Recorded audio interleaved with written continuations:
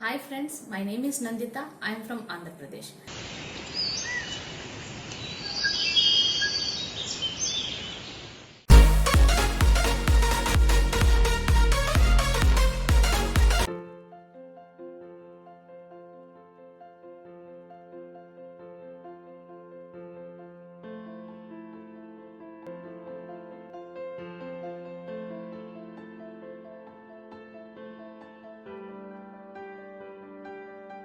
Now let us discuss about the internal structure of a leaf. First let us discuss the difference between dorsiventral or bifacial leaves and isobilateral or equifacial leaves. Come to dorsiventral leaves. These are present at right angle out to the stem. Upper surface of leaf receive more sunlight as compared to lower surface, so they occur difference between internal structure of upper and lower surfaces. Examples are dicots, exception eucalyptus, and isobilateral or equifacial leaves. In these leaves arranged parallel to the stem, both surface of the leaves receive equal amount of sunlight, so there occur no difference in between the internal structure of upper and lower surface. Examples of these leaves are monocots. Example is Lilium and Longiflorum.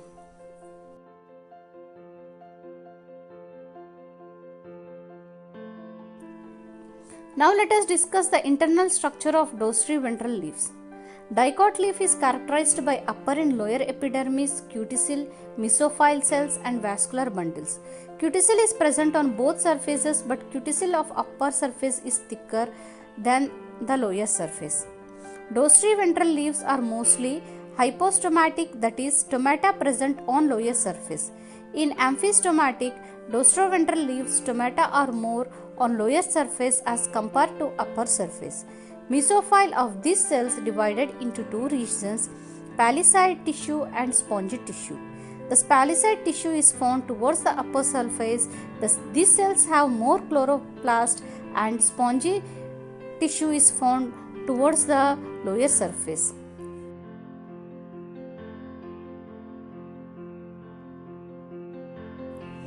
Now let us discuss about interstructural isobilateral leaves. The thickness of cuticle on both surfaces is equal.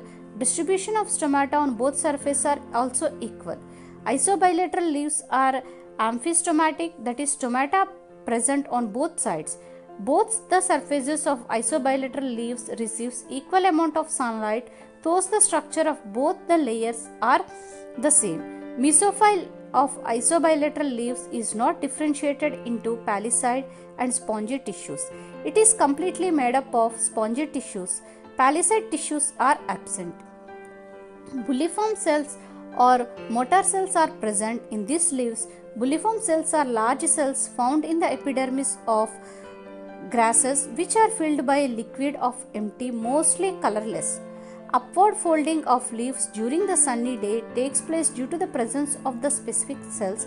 This is an adaptation to reduce the transpiration.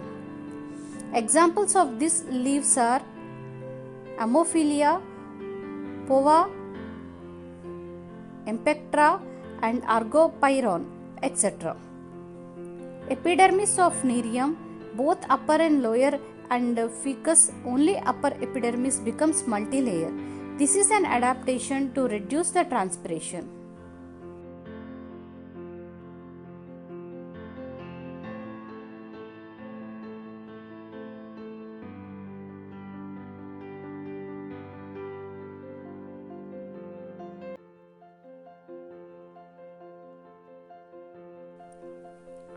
Let us discuss the vascular bundles in leaves.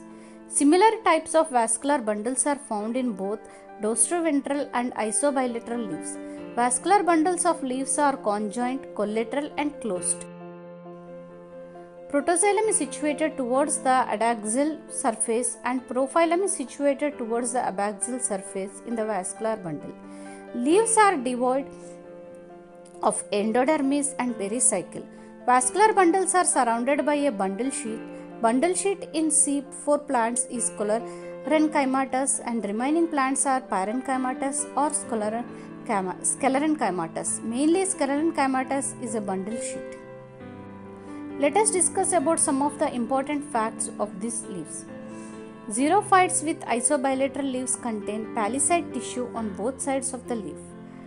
Desert grasses contain palisade-like spongy tissue. Unifacial or cylindrical leaves have no differentiation of upper and lower surface. Examples: onion and garlic. Albescent leaf.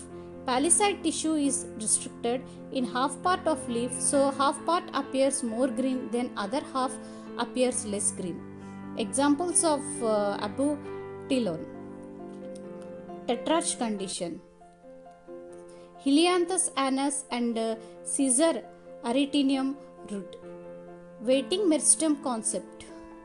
This concept was given by Bubert. According to this, there is an inactive center in the shoot apex which is known as a waiting meristem, and it is act as a reservoir of active initials, and on induction it gives rise to reproductive apex.